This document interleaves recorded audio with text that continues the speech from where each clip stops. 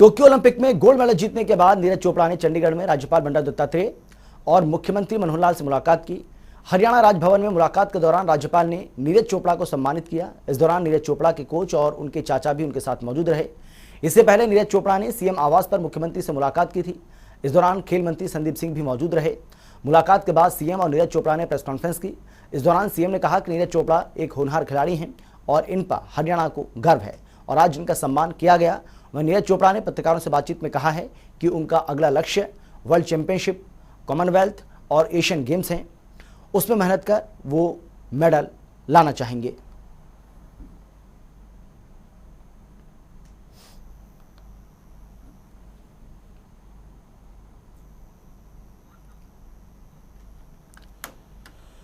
तो चंडीगढ़ की तस्वीर आपको हम दिखा रहे हैं और ये उसी वक्त की तस्वीरें हैं जब मुख्यमंत्री मनोहर लाल से मुलाकात करने के लिए पहुंचे थे नीरज चोपड़ा। गोल्ड मेडलिस्ट नीरज चोपड़ा, जिनको देश को जिन पर गर्व है, जिन्होंने एकमात्र टोक्यो ओलंपिक में गोल्ड मेडल हासिल किया। खेलों का हब बनाना चाहते हैं और खेलों का हब तभी बनेगा जब हमारे ये होनहार खिलाड़ी ये भी सब उसमें सहयोगी की भूमिका निभाएंगे और अपना दायित्व समझ करके इस युवा पीढ़ी में अधिक से अधिक और नए खिलाड़ी आगे बढ़ करके कैसे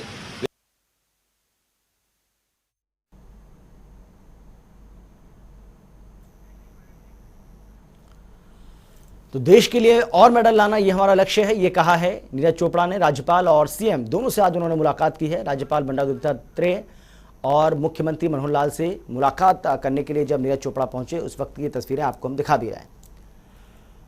और चलिए अब सीधा रुख करेंगे, हमारे संवाददाता पवन सिवर हमारे साथ जुड़ गए ज़्यादा जानकारी और बातचीत के लिए। पवन, नीरज चोपड़ा जिनकी तबीयत खराब चल रही थी लेकिन आज उन्होंने मुख्यमंत्री मनोहर लाल, राज्यपाल बंडारू दत्तात्रेय दोनों से मुलाकात की है। क्या कुछ खास रहा इस मुलाकात के दौरान?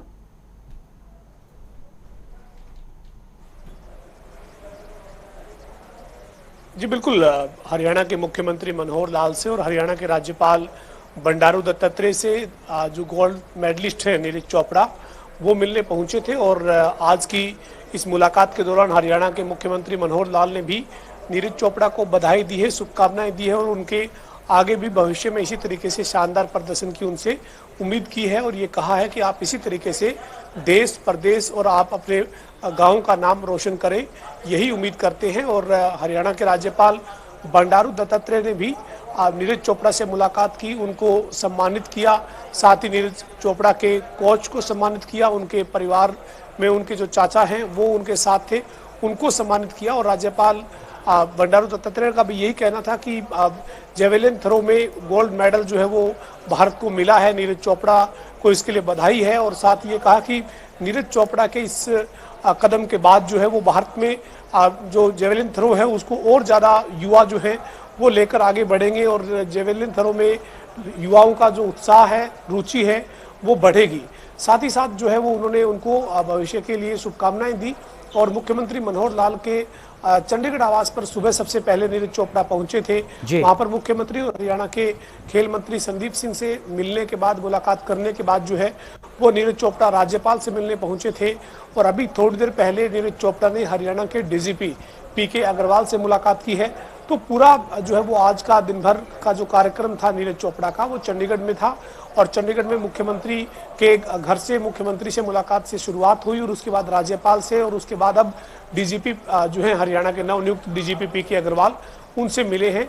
तो नीरज चोपड़ा जो है उनका यही कहना था कि अब आगे उनका लक्ष्य यही रहेगा कि जो कॉमनवेल्थ है, एशियाड है या जो चैंपियनशिप है, उन पे उनका फोकस रहेगा। इसी तरीके से गोल्ड मेडल का जो उनका ओलंपिक में जो लक्ष्य उन्होंने हासिल किया है, उसी लक्ष्य को इन प्रतियोगिताओं में भी वो जो है वो हासिल करें और अपने इस मेडल की जो उपलब्धि है इसको पुनरावृत्ति यानी बार बार इसको वो दोहराएं। इसी प्रयास के साथ वो आगे बढ़ेंगे। जी बिल्कुल।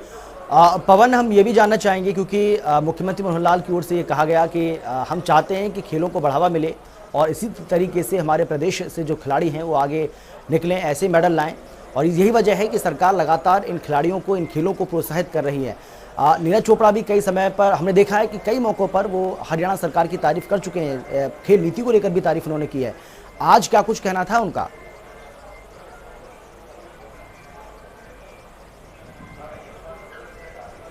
हाँ बिल्कुल, देखिए 13 अगस्त को हरियाणा सरकार ने खिलाड़ियों के लिए एक खिलाड़ी सम्मान समारोह का आयोजन किया था और जो खिलाड़ी सम्मान समारोह का आयोजन हुआ था वो पंचकुला में किया गया था और ओलंपिक में जो खिलाड़ी हरियाणा से शामिल रहे थे यानी प्रतिभागी खिलाड़ी थे या जो मेडलिस्ट थे उनको सभी को सम्मानित किया गया था। उस दौरान भी तमाम जो हरियाणा के खिलाड़ी थे, चाहे उसमें हम बजरंग पूनिया की बात करें, रवि दहिया की बात करें, रानी रामपाल की बात करें, सविता पूनिया की बात करें, तमाम जो हरियाणा के जो खिलाड़ी थे उन्होंने हरियाणा सरकार की खेल नीति की, हरियाणा सरकार की खिलाड़ियों को दी जाने वाली प्रोत्साहन की तारीफ की थी।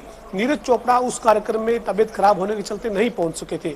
आज नीरज चोपड़ा जब पहुंचे तो उन्होंने हरियाणा सरकार की तमाम जो खेलों को लेकर, खिलाड़ियों को लेकर जो योजनाएं बनी हुई है या खेल नीति जो है उसकी तारीफ की है, उसकी सराहना की है।